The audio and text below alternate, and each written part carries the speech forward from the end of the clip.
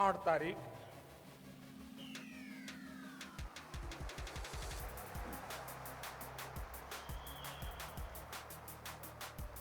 रात 8 बजे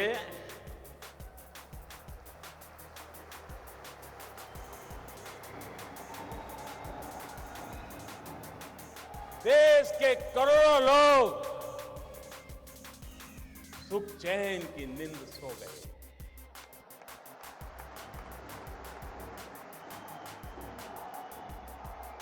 और देश के लाखों लोग नींद के लिए गोलियां खरीदने जा रहे हैं। गोलियां नहीं मिल रही है।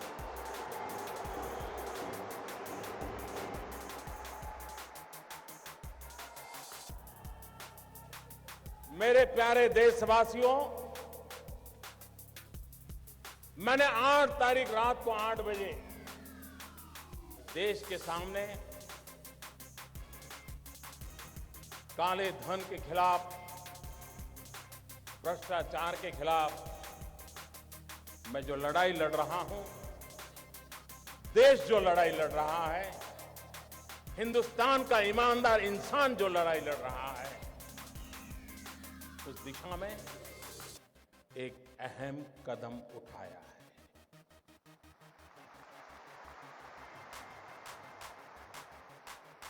लेकिन कुछ लोग हैं जो अपने ही ख्यालों में खोए रहते हैं।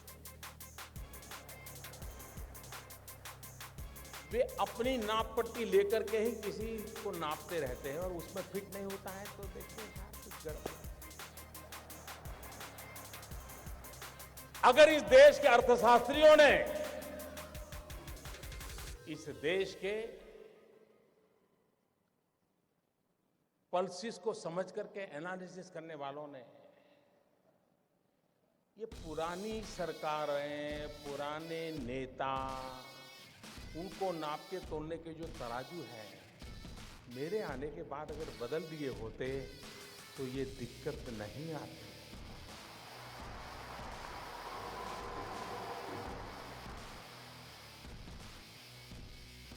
उनको समझ आना चाहिए था कि ऐसी सरकार देश ने चुनी है जिसके पास से देश की अपेक्षा है।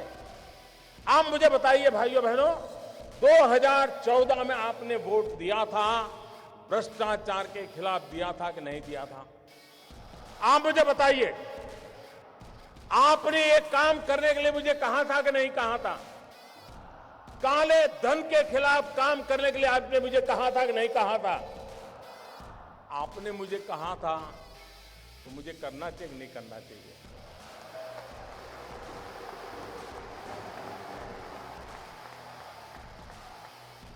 आप मुझे बताइए, आपने जब मुझे ये करने के लिए कहा था तो आपको भी पता था ना, ये काम करूंगा तो थोड़ी तकलीफ होगी। पता था कि नहीं था? ऐसा तो नहीं था कि बस आपको ऐसे ही मुंह में पतासा आ जाएगा, ऐसा तो नहीं था ना? सबको मालूम था। ये सरकार बनने के तुरंत बाद हमने एक सुप्रीम कोर्ट के निवृत्त न्यायमूर्ति के नेतृत्व में स्पेशल इन्वेस्टिगेशन टीम बनाई, एसआईटी। दुनिया में कहां कहां ये कारोबार चल रहा है, इस पर ये टीम काम कर रही है और हर 6 महीने वो सुप्रीम कोर्ट को रिपोर्ट कर रही है। ये काम पहले वाली सरकारें टालती रही थी, हमने किया। अपने यहां कहावत है, पुत्र के लक्षण पालने में। जब मेरी पहली कैबिनेट में पहले ही दिन ऐसा बड़ा कड़ा निर्णय करता हूं तो पता नहीं था कि मैं आगे करने वाला हूं जी। मैंने छुपाया था क्या? कुछ नहीं छुपाया मैंने। हर बार मैंने ये बात कही है और आज मैं आपको इसका ब्यौरा दे रहा हूं। देश मुझे सुन रहा है। मैंने देश को कभी अंधेरे में नहीं रखा है, मैंने देश को कभी गलतफहमी में नहीं रखा है। खुल करके बात कही है और ईमानदारी से।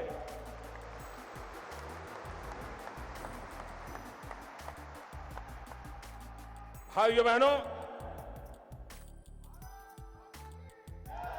दूसरा जरूरी काम था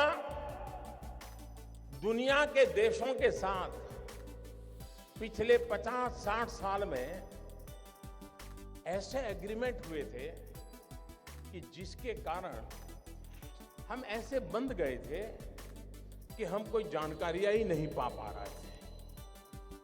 हमारे लिए बहुत जरूरी था कि दुनिया के देशों से पुराने जो एग्रीमेंट है उसमें बदलाव करें, कुछ देशों के साथ नया एग्रीमेंट करें। अमेरिका जैसे देशों को मैं समझाने में सफल हुआ कि आप हमारे साथ एग्रीमेंट कीजिए और आपकी बैंकों में किसी हिंदुस्तानी का पैसा है, आता है या जाता है, हमें तुरंत पता चलना चाहिए। यह काम मैंने दुनिया के कई देशों के साथ किया है, कुछ देशों के साथ अभी भी चल रहा है, लेकिन विश्व में कहीं पर भी भारत की चोरी लूट का पैसा गया है तो उसकी तुरंत जानकारी मिले, इसका प्रबंध पुरजोश तरीके से हमने किया है। हम जानते हैं, आपको भी पता है कि दिल्ली के किसी बाबू का ये गोवा में फ्लैट बना हुआ है ना? मैं गोवा के बिल्डरों से मेरी शिकायत नहीं है, उनका तो काम है मकान बेचना, लेकिन गोवा में जिसकी 7 पीढ़ी में कोई गोवा रहता नहीं है, वो पैदा हुआ कहीं और, काम कर रहा है दिल्ली में, बड़ा बाबू है, फ्लैट खरीदा गोवा में। किसके नाम? खुद के नाम खरीदते हैं क्या? औरों के नाम से खरीदते कि नहीं खरीदते लोग? हमने कानून बनाया, जो भी बेनामी संपत्ति होगी, दूसरे के नाम की संपत्ति होगी, हम कानूनन अब उस पर हमला बोलने वाले। ये संपत्ति देश की है, ये संपत्ति देश के गरीब की है, और मेरी सरकार सिर्फ और सिर्फ देश में से गरीबों की मदद करना मेरा कर्तव्य मानती है और मैं उसको करके रहूंगा।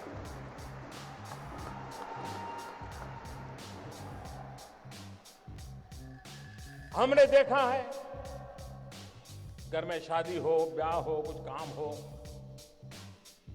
ज्वेलरी खरीदते हैं, बीवी का जन्मदिन हो, ज्वेलरी खरीदते हैं, कभी सोना खरीदते हैं, और ज्वेलर भी कोई बात नहीं, ले जाइए साहब, थैला भर करके ले आइए, ले जाइए, न बिल देना, न लेना, न कोई हिसाब रखना, कुछ नहीं साहब। चल रहा था कि नहीं चल रहा था? सब कैश चलता था कि नहीं चलता था? ये कोई गरीब लोग करते थे क्या? ये बंद होना चाहिए कि नहीं होना चाहिए? हमने नियम बनाया कि 2 लाख रुपए से ज्यादा अगर आप गहने खरीदते हैं, ज्वेलरी खरीदते हैं, तो आपको आपका पैन नंबर देना पड़ेगा ही।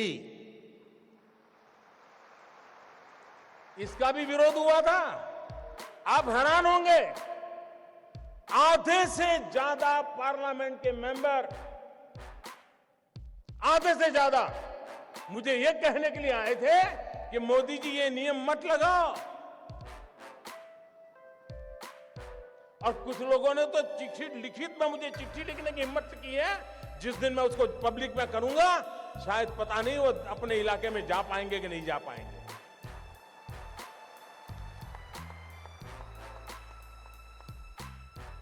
अगर आपके पास पैसे हैं, आप सोना जवाहरात खरीदते हैं, हम इतना ही कहते हैं कि आपका जो इनकम टैक्स का पैन नंबर है वो लिखवा दीजिए, पता तो चले कौन लेता है, पैसा कहां से आता है, कहां जाता है। भाइयों बहनों, ये 70 साल की बीमारी है और मुझे 17 महीने में मिटानी है।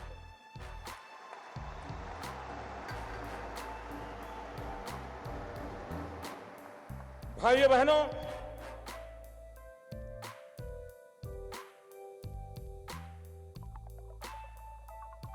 हमने एक और काम किया, पहले की सरकारों ने भी किया था। ये जो ज्वेलर्स है, क्योंकि ज्यादातर हमारे यहाँ सोना वगैरह की बात कर रहा है, उन पर कोई एक्साइज ड्यूटी नहीं लगती। पहले सरकार ने लगाने की कोशिश की, बहुत कम लगाई थी, लेकिन सारे ज्वेलरों की संख्या बहुत कम है। एक गांव में एक आध दो ही होते हैं, बड़े शहर में 50-100 होते हैं, लेकिन उनकी ताकत बड़ी गजब है साहब। अच्छे अच्छे एमपी उनके जेब में होते हैं।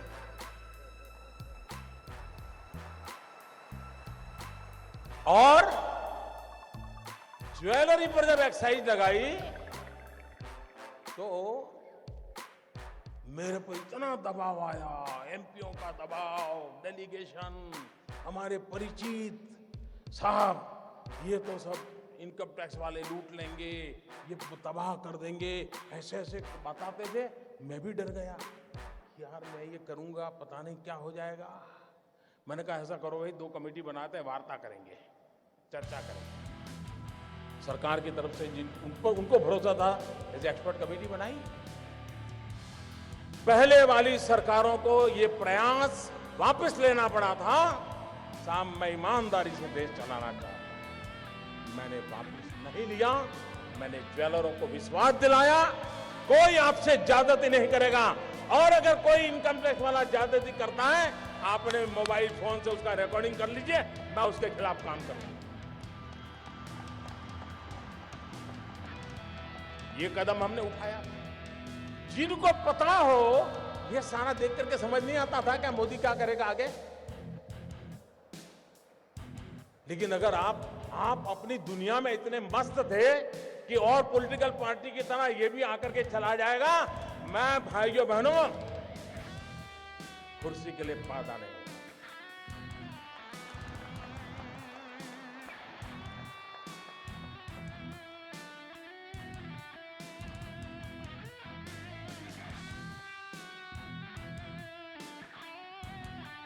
मेरे देशवासियों, मेरे घर, परिवार,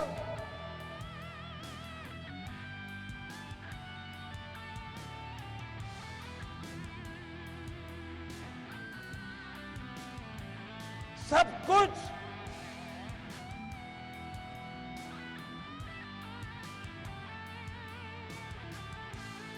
देश के लिए छोड़ा है।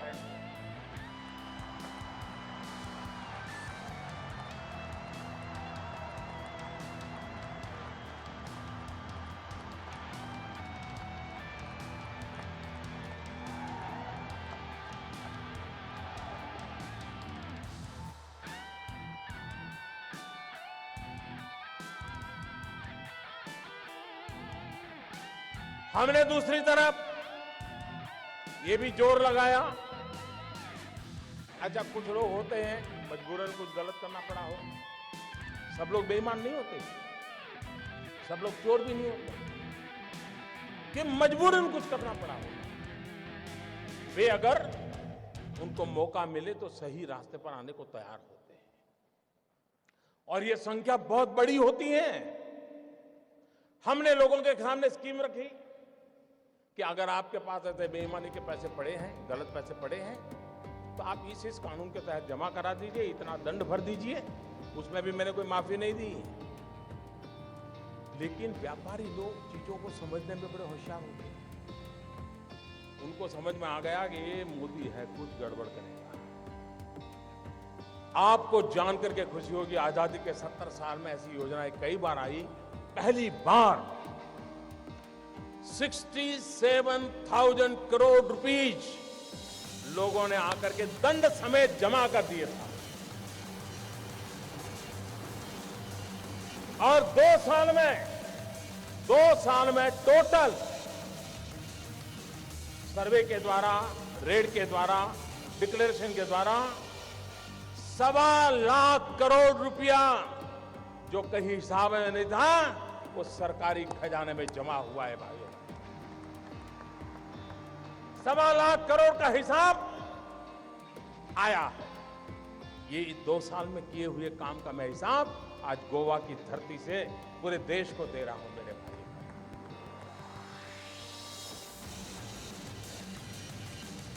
उसके बाद हमें मालूम था मुझे क्या करना है। हमने जनधन अकाउंट खोले। जब मैं स्कीम लेके आया था तो मेरी कैसे मजाक हुई थी, पार्लियामेंट में भाषण कैसे हुआ था आपको याद होगा। मुझे पता नहीं क्या था, कहाँ जाता। उनको लग रहा था कि मोदी के बाल नोच लेंगे तो मोदी डर जाएगा। अरे मोदी को जिंदा जला दोगे तो भी मोदी डरता नहीं।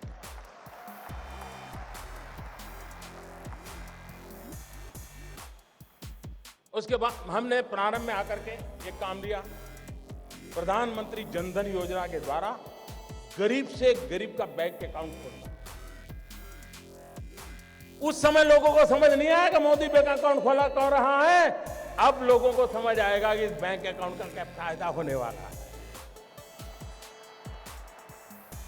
करीब करीब 20 करोड़ से ज्यादा लोग गरीब लोगों के बैंक अकाउंट खोले और हिंदुस्तान में अमीर लोगों के जेब में बटवे में भांति भांति बैंक को क्रेडिट और डेबिट कार्ड होते हैं। गरीब तो बेचारा सोच ही नहीं सकता था ऐसा भी कोई कार्ड होता है, कार्ड से मिल जाता है, कुछ पता नहीं था उसको। भाइयों बहनों, प्रधानमंत्री जनधन योजना के लिए बहन के खाते खोले ऐसा नहीं, इस देश के 20 करोड़ लोगों को हमने रुपए कार्ड दिया है, डेबिट कार्ड दिया है और ये आज से 1 साल पहले किया हुआ है।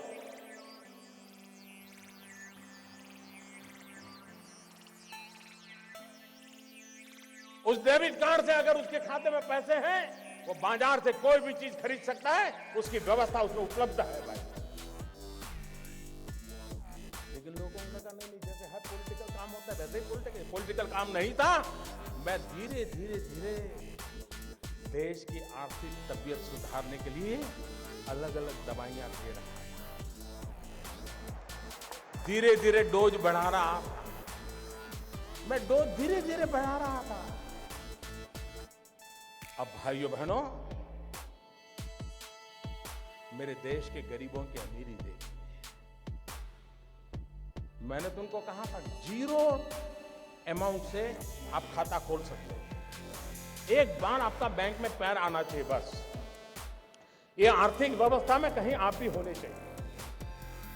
लेकिन मेरे देश के गरीबों की अमीरी देखिए। ये आज जो अमीर लोग रात को सो नहीं पाते हैं ना, गरीबों की अमीरी देखिए दोस्तों। मैंने तो कहा था कि 0 रकम से आप बैंक अकाउंट खोल सकते हैं, लेकिन मेरे देश के गरीबों ने बैंकों में जनधन अकाउंट में 45,000 करोड़ रुपया जमा करवाया दोस्तों। 45,000 करोड़ रुपया।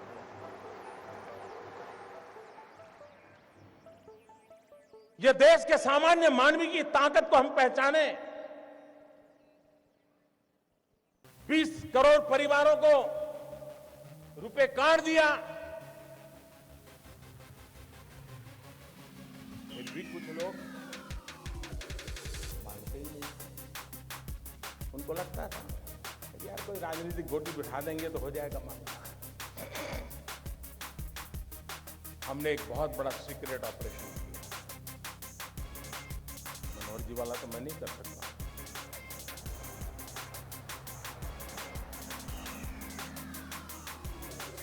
10 महीने से काम पे लगा रहा।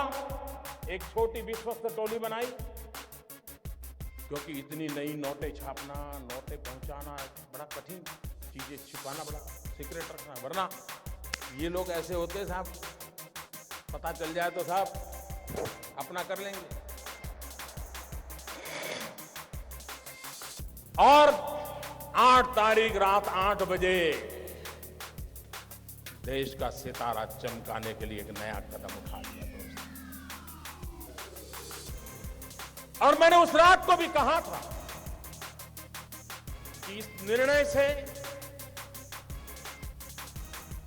तकलीफ होगी, असुविधा होगी, कठिनाइयां होगी, ये मैंने पहले दिन कहा है। लेकिन भाइयों बहनों, मैं आज देश के उन करोड़ों लोगों के सामने सर झुकाता हूं कि सिनेमा के थिएटर पर लाइन लगाते हैं ना, वहां भी झगड़ा हो जाता है। मैं देख रहा हूं पिछले 4 दिन से हजारों लोग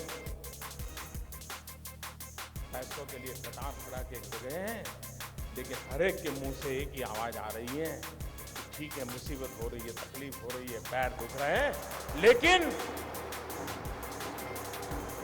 देश का भला हो। मैं आज सार्वजनिक रूप से बैंक के सभी कर्मचारियों का अभिनंदन करता हूं। एक साल में, मेरे शब्द लिखिए, एक साल में बैंक के मुलाजिम को जितना काम करना पड़ता है ना, उससे ज्यादा काम वो पिछले एक हफ्ते से कर रहा है, इससे ज्यादा काम। मुझे खुशी हुई, मैंने सोशल मीडिया में देखा, रिटायर्ड बैंक के कर्मचारी, किसी की उम्र 70 साल, किसी की 75 साल, वो बैंक में गए, उन्होंने कहा साहब रिटायर हो गए हैं, लेकिन इस पवित्र काम में हमें आता है, अगर आप हमें बिठा करके काम में लगाना चाहते हैं तो हम हमारी सेवा देने के लिए तैयार हैं। मैं उन रिटायर्ड बैंक के कर्मचारियों का भी आज अभिनंदन करना चाहता हूं, जिन्होंने अपनी सेवाएं देने के लिए अपनी पुरानी ब्रांच में जाकर के मदद करने के लिए गुहार लगाई है। मैं उनका अभिनंदन करता हूं। मैं उन नौजवानों का अभिनंदन करता हूं जो कतार के बाहर धूप पे खड़े रह करके अपने खर्चे से लोगों को पानी पिला रहे हैं, सीनियर सिटीजन के बिठाने के लिए कुर्सियां लेकर के दौड़ रहे हैं। चारों तरफ देश की युवा पीढ़ी खास करके इस समय इस काम को सफल करने के लिए काम में लगी है। इस काम की सफलता का कारण 8 तारीख के 8 बजे मोदी का निर्णय नहीं है। इस काम की सफलता का कारण 125 करोड़ देशवासी, जिसमें कुछ लाख छोड़ दो, कुछ लाख छोड़ दो, ये जी जान से लगे हैं, इसलिए ये योजना सफल होना सुनिश्चित है।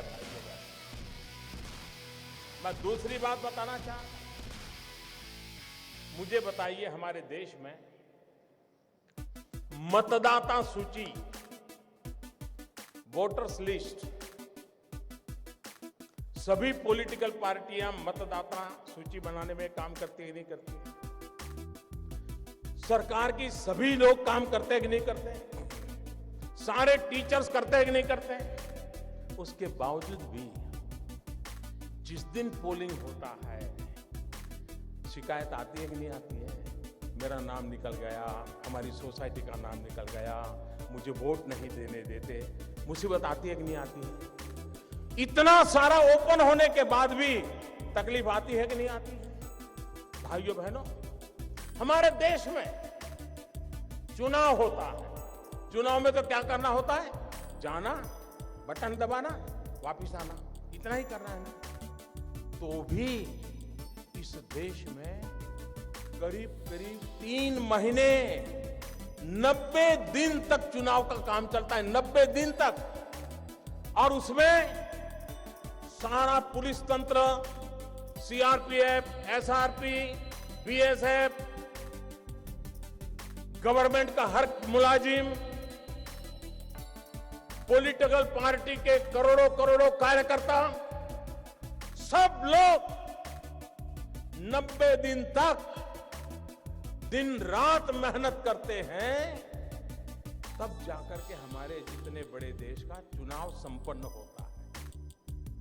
90 दिन लग जाते हैं। भाइयों बहनों, मैंने सिर्फ देश से 50 दिन मांगे हैं, 50 दिन। 30 दिसंबर तक मुझे मौका दीजिए मेरे भाइयों बहनों। अगर 30 दिसंबर के बाद कोई मेरी कमी रह जाए, कोई मेरी गलती निकल जाए, कोई मेरा गलत इरादा निकल जाए, आप जिस चौराहे में मुझे खड़ा करेंगे, मैं खड़ा होकर के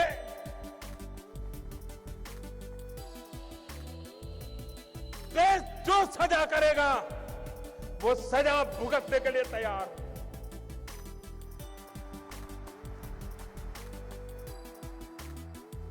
लेकिन मेरे देशवासी, दुनिया आगे बढ़ रही है, भारत की ये बीमारी देश को तबाह कर रही है। 800 मिलियन 65% 35 से कम उम्र वाले नौजवान, उनका भविष्य दांव पर लगा है। इसलिए मेरे भाइयों बहनों, जिनको राजनीति करनी है करें, जिनका लूट चुका है वो रोते रहे, गंदे आरोप लगाते रहे, लेकिन मेरे ईमानदार देशवासियों, आइए मेरे साथ चलिए। सिर्फ 50 दिन, 30 दिसंबर के बाद मैं आपने जैसा हिंदुस्तान चाहा है वो देने का वादा करता हूं।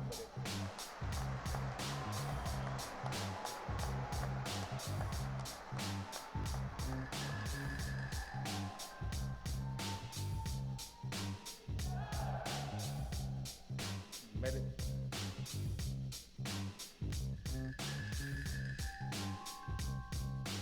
किसी को तकलीफ होती है, पीड़ा मुझे भी होती है। ये मुद्दा मेरे अहंकार का नहीं है।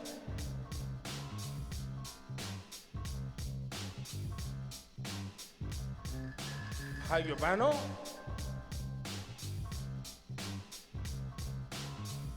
मैंने बुराइयों को निकट से देखा है।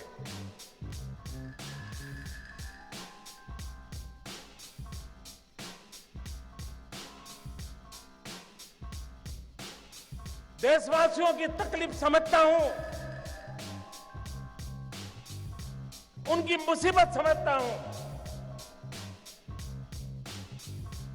लेकिन ये कष्ट सिर्फ 50 दिन के लिए है।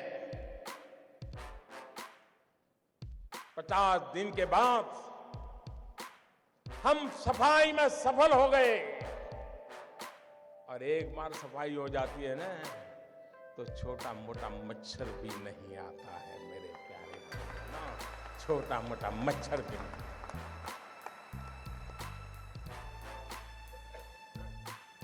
मुझे विश्वास है, मैंने लड़ाई ईमानदार लोगों के भरोसे शुरू की है, और ईमानदार लोगों की ताकत पर मुझे पूरा विश्वास है, पूरा यकीन है, पूरा भरोसा है।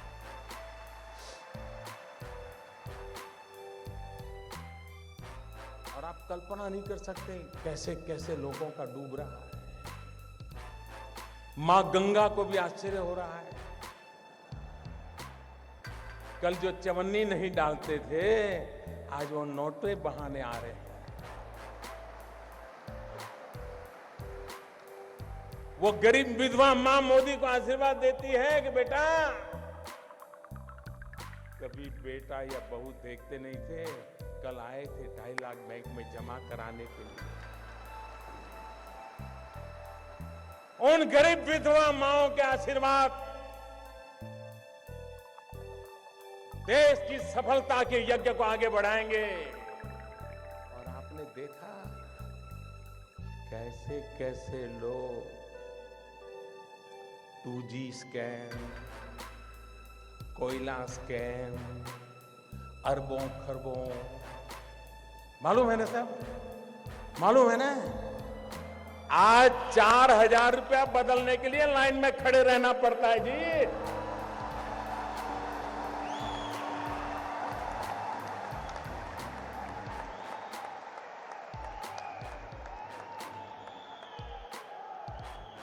अरे 125 करोड़ देशवासियों का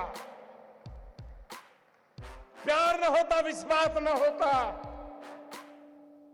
सरकारें तो आती और चली जाती। मेरे भाइयों बहनों, ये देश अजरा अमर है। ये देश का भविष्य उज्जवल है। इस उज्जवल भविष्य के लिए कष्ट झेलना, कुछ मैं कभी कभी हैरान हूं। अभी कल मुझे एक पत्रकार बंधु से बात, मैंने आप तो मुझे दिन रात कहते हैं मोदी जी बस युद्ध हो जाए, युद्ध हो जाए। मैंने कहा फिर तकलीफ होगी तो क्या करोगे? बिजलियां बंद हो जाएगी, चीजें आना बंद हो जाएगी, रेलवे कैंसिल हो जाएगी, रेलवे में फौज के लोग जाएंगे, आप नहीं जा पाएंगे, तब क्या करोगे? अच्छा, बोले ऐसा होता है। कहना बड़ा सरल होता है भाई, उपदेश देना बड़ा सरल होता है। जब निर्णय करते हैं तब उसके साथ चलना सामान्य मानवी की कोई तकलीफ नहीं होती है।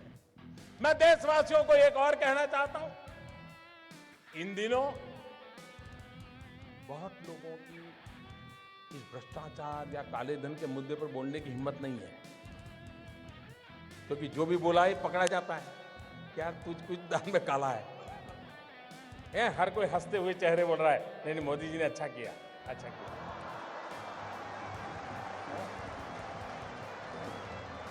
फिर किसी दोस्त को फोन करता है, यार कोई रास्ता है?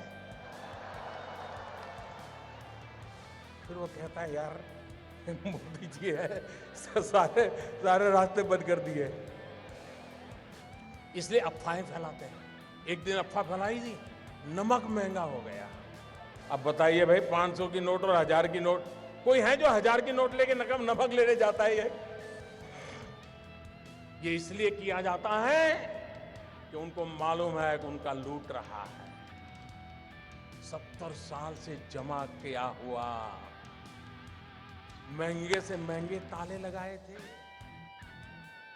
कोई पस्ती लेने वाला नहीं है, पस्ती लेने वाला। भिखारी भी मना करता है, ये साहब 1000 का नोट नहीं चाहिए।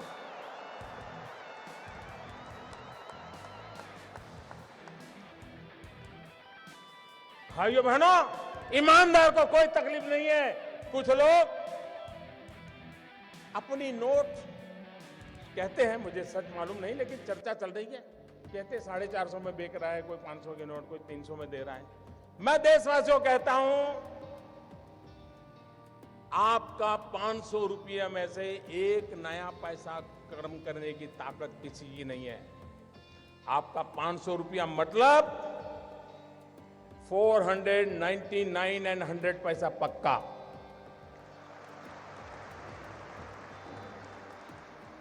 ऐसा किसी कारोबार में आप लिप्त मत होइए।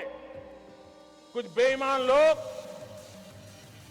अपने लोगों को कह देते जाओ लाइन में खड़े हो जाओ, 2-2 हजार का करवा लो यार, मेरा थोड़ा बहुत बच जाएगा। और दूसरा, भाइयों बहनों, मेरा सबसे आग्रह है, हो सकता है आप वो पता भी न हो, शायद आपके चाचा, मामा, भाई, पिताजी जिनका स्वर्गवास हो कुछ करके गए हो, आपका कोई गुनाह ना हो, बस आप बैंक में जमा कर दीजिए,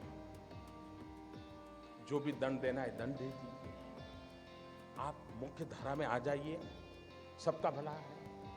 और एक बात और कहता हूं, कुछ लोग अगर ये मानते हो कि आगे देखा जाएगा, तो कम से कम वो मुझे पहचान ले।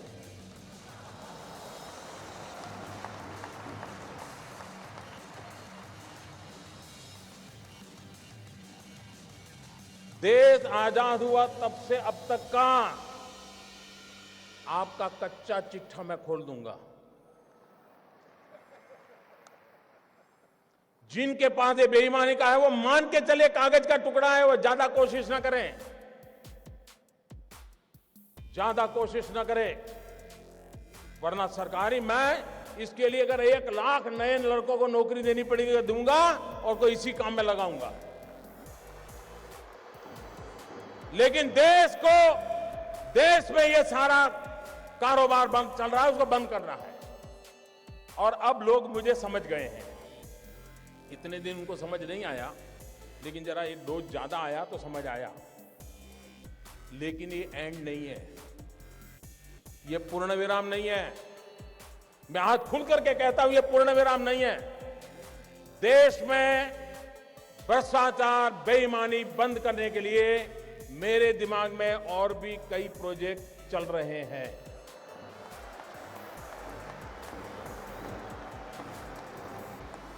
ये आने वाले हैं।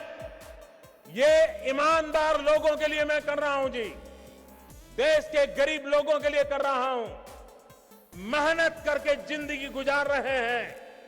उनको अपना घर मिले, उनके बच्चों को अच्छी शिक्षा मिले, उनके घर में बुजुर्गों को अच्छी दवाई मिले, इसके लिए मैं कर रहा हूं। मुझे गोवा वासियों के आशीर्वाद चाहिए। आप खड़े होकर के ताली बजा करके मुझे आशीर्वाद दे। देश देखेगा ईमानदार लोग। इस देश में ईमानदार लोगों की कमी नहीं है। इस देश में ईमानदार लोगों की कमी नहीं है। आइए ईमानदारी के इस काम में मेरा साथ दीजिए। शाबाश मेरे गोवा के प्यारे भाइयों बहनों, मैं आपका सर झुका करके नमन करता हूं। ये सिर्फ गोवा नहीं, ये हिंदुस्तान के हर ईमानदार की आवाज है। हिंदुस्तान के हर ईमानदार की आवाज है। भाइयों बहनों, मैं जानता हूं मैंने कैसी ताकतों से लड़ाई मोल ली है। मैं जानता हूं कैसे लोग मेरे खिलाफ हो जाएंगे। मैं जानता हूं 70 साल का उनका मैं लूट रहा हूं। मुझे जिंदा नहीं छोड़ेंगे, मुझे बर्बाद करके रहेंगे। उनको जो करना है करे। 50 साल भाइयों बहनों, 50 दिन मेरी मदद करे। देश 50 दिन मेरी मदद करे। जोर से तालियों के साथ मेरी इस बात को स्वीकार कीजिए आप। बहुत बहुत धन्यवाद।